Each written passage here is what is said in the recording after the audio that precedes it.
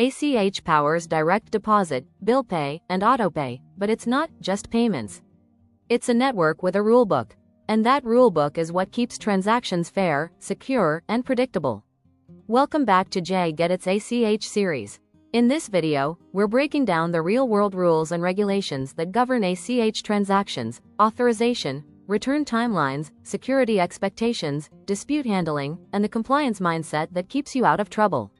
Only people who get it are the people who get it. Let's dive in. Here's what you'll be able to do by the end of this training.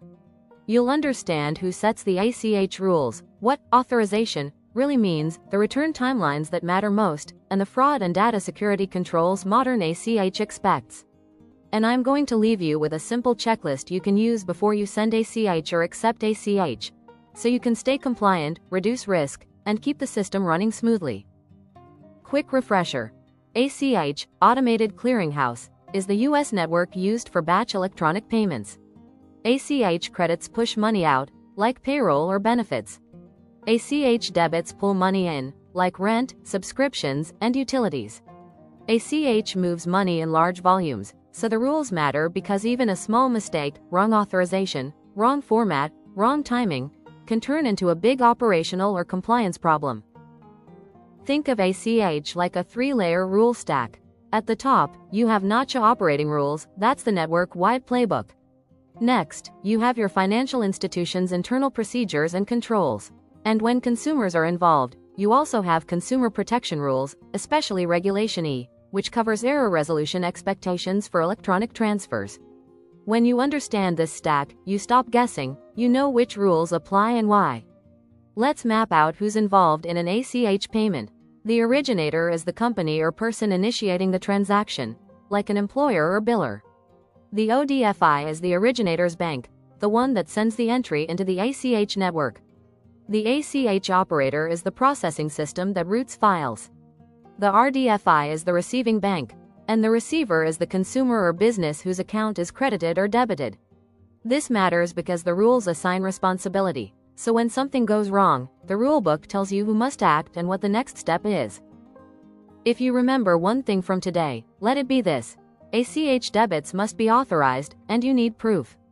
Most ACH disputes start with one question: did the receiver authorize this debit? Authorization isn't just, they typed their account number. It means the permission matches the method used, online, phone, written, in person, and the originator can demonstrate that permission. If authorization is weak or missing, you're exposed to disputes, returns, and compliance risk. SEC codes are like the shipping label on an ACH transaction. They tell the network what kind of entry it is and which rule set applies. Some of the most common ones you'll see are PPD for consumer entries, web for online-initiated consumer debits, telephone for phone-authorized debits, and CCD for business-to-business payments. Using the wrong SEC code is not a small mistake. It can trigger the wrong authorization expectations and the wrong dispute process. So get the label right. Returns are how the ACH network sends entries back. Some returns are quick and routine, like account closed, no account, or insufficient funds, often happening within about a couple banking days after settlement. But other issues, especially unauthorized consumer debits, can come back later because consumers might not notice immediately. That's why solid authorization and record-keeping matters. Returns aren't just ops cleanup, they're feedback. If return rates climb, it's usually pointing to a root cause you need to fix. A reversal is not a magic undo button. It's a controlled tool meant for specific, legitimate error situations. Some people try to use reversals like a take back when a payment doesn't go their way. Don't do that. Treat reversals like a fire extinguisher. Only use them when the situation fits the definition. Document why you used it, and make sure your team knows the correct process. Misuse can trigger complaints, disputes, and enforcement attention. Modern ACH expects real fraud controls, especially for online debits. For web debits, the big concept is account validation, especially when an account is being used for the first time in an online debit situation. Pair that with monitoring. Watch for unusual patterns, spikes in returns, or behavior that doesn't make sense. And don't forget third parties. If a vendor or processor touches your ACH flow, you still need oversight. The rulebook is clear.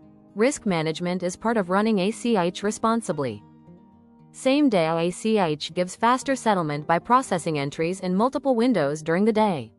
That speed is great, but it doesn't remove compliance requirements. Authorization still matters, SEC codes still matter, fraud controls still matter, and there are network guardrails, including a per-payment limit published by Nacha, and potential changes over time, so teams need to stay current. Bottom line: faster money movement increases the cost of mistakes, so your controls need to match the speed. When consumers report an error with an electronic transfer, Regulation E drives the investigation process and timelines. The key takeaway is, you must investigate promptly, communicate clearly, and document your actions. For financial institutions, that means having a consistent process for intake, research, provisional credit when required, and final resolution. For businesses, it means understanding that consumer disputes aren't handled casually, there's a structured framework behind them. Let's lock it in with a simple checklist you can use right away. 1. Confirm authorization and keep proof. 2. Use the correct SEC code. 3. If it's a web debit and first use, validate account info.